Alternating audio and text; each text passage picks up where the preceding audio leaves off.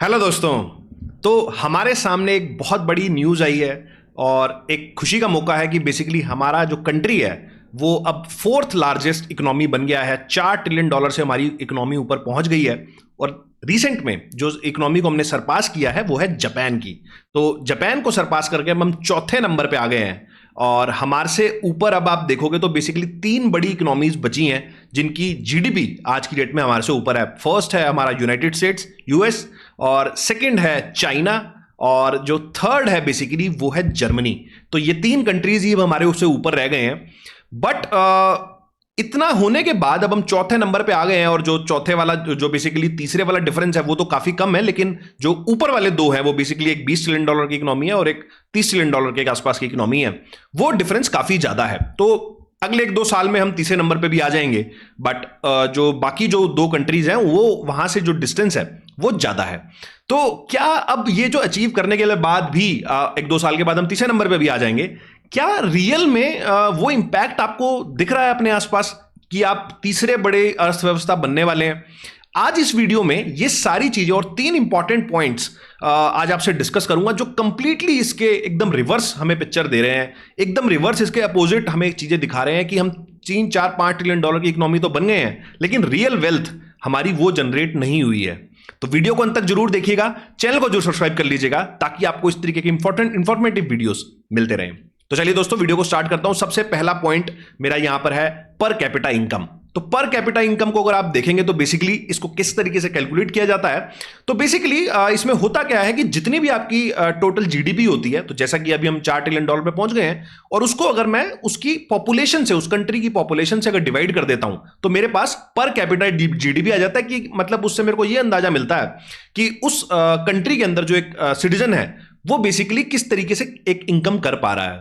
तो आज की डेट में अगर आप देखोगे तो बेसिकली हमारी जो पर कैपिटा इनकम है वो लगभग लगभग $2800 के आसपास है। $2800 का अगर आप थोड़ा रुपी टर्म्स में देखें तो लगभग लगभग 2 से ₹2.5 लाख के बीच में, which is lower than the Japan, जिसको भी हमने रिसेंट में सरपास किया है। मतलब उसकी जीडीपी को हमने सरपास कर लिया है लेकिन पर कैपिटा में अब अभी भी हम उससे बहुत पीछे हैं। और अगर आपसे थोड़े से एक बार इसमें नंबर शेयर करूं तो आप देखेंगे जो फर्स्ट इकोनॉमी है, जो नंबर 1 इकोनॉमी है वो है यूएस की, उसकी पर कैपिटा है $89,000। उसके बाद जो चाइना है बेसिकली जीडीपी के टर्म्स में, उसकी जो पर कैपिटा इनकम है वो है $12,000। मतलब हमसे लगभग लगभग 5-6 गुना वो ऊपर है, क्योंकि कंसीडरिंग हमारी पॉपुलेशन और चाइना की पॉपुलेशन ऑलमोस्ट सेम ही है।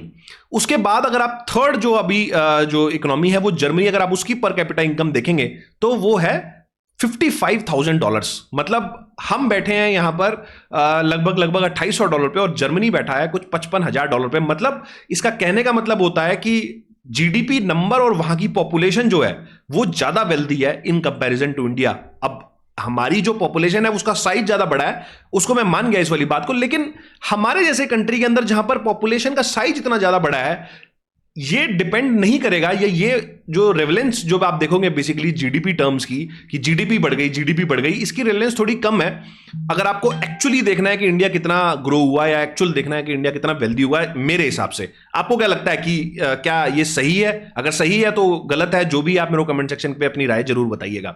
मेरे हिसाब से मुझे ऐसा लगता है कि per capita is a better way to see कि वो कंट्री ग्रो कर रहा है या नहीं कर रहा। क्योंकि जीडीपी तो कुछ भी हो सकती है ना, क्योंकि जिस कंट्री के अंदर अगर नंबर ऑफ पॉपुलेशन उसकी ज्यादा है, नंबर ऑफ जो सिटीजन्स है वो ज्यादा है, उसकी जीडीपी एक टाइम के बाद बहुत ज्यादा हो ही जाएगी। लेकिन अनलेस और अनटिल उसके जो लोग हैं वो जब तक ग्रो नहीं करेंगे तब तक रियल वेल्थ नहीं बनेगी। और यही हमें यहां पर इशू दिख रहा है कि हमारी पर कैपिटा ना बढ़ने की वजह से अभी भी हमारे देश के अंदर आप देखोगे कि 80 करोड़ अभी भी पीछे जो गवर्नमेंट अभी भी आज की डेट में भी जब मैं वीडियो बना रहा हूं 80 करोड़ लोग अभी भी गरीबी रेखा के आसपास हैं और फ्री अनाज हमारी गवर्नमेंट बांटती है। मतलब 140 में से 50% लोग अभी भी फ्री में कहीं ना कहीं अपना पेट भरते हैं और ये सारी सरकारी योजनाओं का कहीं ना कहीं फायदा उठाते हैं।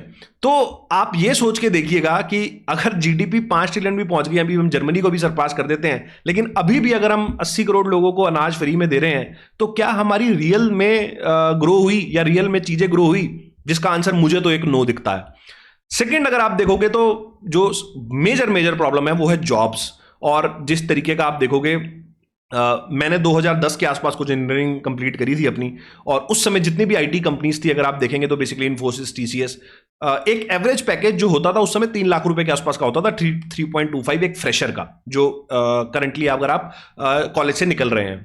आज की डेट में भी अगर आप देखोगे तो बेसिकली ये कंपनी यही सेम पैकेज लोगों को ऑफर करती हैं। मतलब 15 साल के बाद भी जहां हमारी कंट्री की जीडीपी कुछ 4 गुना से भी ज्यादा हो गई, 1 ट्रिलियन के भी 4 ट्रिलियन से भी ऊपर हो गई, इन कंपनीज के प्रॉफिट 10-10 गुना हो गए, उन कंपनीज के सीईओ की सैलरी 10-10 गुना हो गई, लेकिन अभी भी फ्रेशर को कहीं ना कहीं वही सेम सैलरी दी जाती है।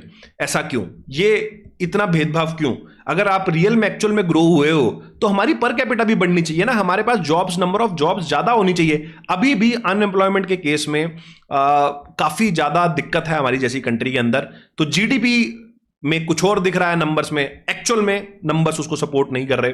उसका अब कई लोग ये बोलते हैं, या गवर्नमेंट भी आपको ये बोलती दिखेगी कि बेसिकली स्टार्टअप कल्चर बनाया है हमारे वर्ल्ड में, कि हमारे यहां पर सेल्फ एम्प्लॉयड लोग बने हैं। अब स्टार्टअप कल्चर की बात कर लीजिए, स्टार्टअप कल्चर में भी आप देखोगे तो बेसिकली हो ही क्या रहा है। आप बेसिकली जो बड़े स्टार्टअप्स वगैरह आप देखोगे तो $1 बिलियन वैल्यूएशंस और ये वो सारे फूड डिलीवरी का काम कर रहे हैं।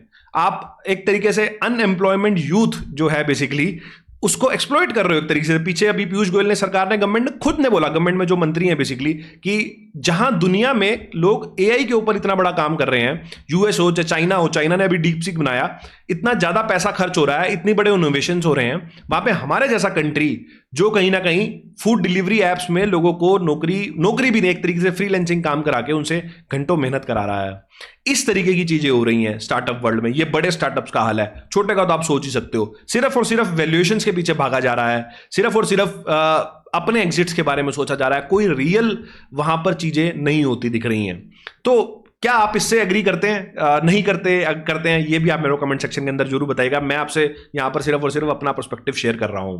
थर्ड पॉइंट जो है वो बेसिकली यहाँ का इंफ्रा, और आप देखेंगे जब 4-5 ट्रिलियन डॉलर की इकोनॉमीज हो जाती हैं, आप देखिए जापान का इंफ्रा, देखिए जाके चाइना का इंफ्रा, किस तरीके की चीजें बनाते हैं, किस तरीके से वहां पर रोड्स बनी हुई हैं, किस तरीके से वहां पर फ्लाईओवर्स बने हुए हैं। इंडिया अभी भी उस हिसाब से काफी काम हुआ है पिछले 10 साल में, लेकिन अभी भी बहुत पीछे है।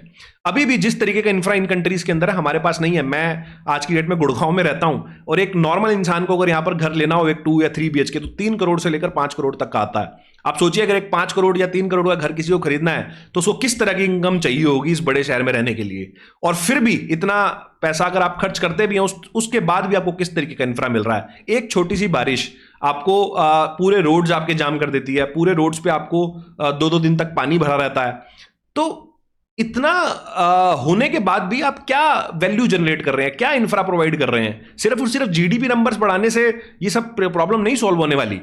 तो रियल में अगर आप देखेंगे तो कंट्री अभी भी काफी काम होने बाकी हैं। सिर्फ और जीडीपी नंबर देख के नेता लोग, ये सारे लोग आपको ये चीज बोलेंगे कि 5 ट्रिलियन हो गया, देखो हम थर्ड अर्थव्यवस्था बन गए। एक नॉर्मल इंसान के जीवन में क्या फर्क आया? उसको क्या ऐसी नई चीज मिली जो पहले नहीं थी? उसकी तो अभी क्या उसको नए जॉब अपॉर्चुनिटी मिल रहे हैं? क्या उसको ग्रोथ के नए अपॉर्चुनिटी मिल रहे हैं अगर वो बिजनेसमैन है? क्या वो अपनी इनकम को बढ़ा पा रहा है? जब तक ये प्रॉब्लम सॉल्व नहीं होगी मुझे नहीं लगता कि ये जो नंबर्स हैं 4-5 ट्रिलियन डॉलर, इनका कोई महत्व है। आपको क्या लगता है कि क्या इसका कोई सिग्निफिकेंस है अगर हम थर्ड अर्थव्यवस्था बन जाएंगे? अगर यस नो जो भी है आप मेरे को अपनी राय कमेंट सेक्शन में जरूर बताइएगा। और वीडियो कैसा लगा, अगर अच्छा लगा है, कोई वैल्यू मिली है, तो चैनल को जरूर लाइक सब्सक्राइब कर लें ताकि आपको इस तरीके के इंफॉर्मेटिव वीडियोस मिलते रहें। मिलता हूं आपसे अगले वीडियो में इसी तरह के कुछ नए और इंटरेस्टिंग टॉपिक के साथ। नमस्कार, जय हिंद।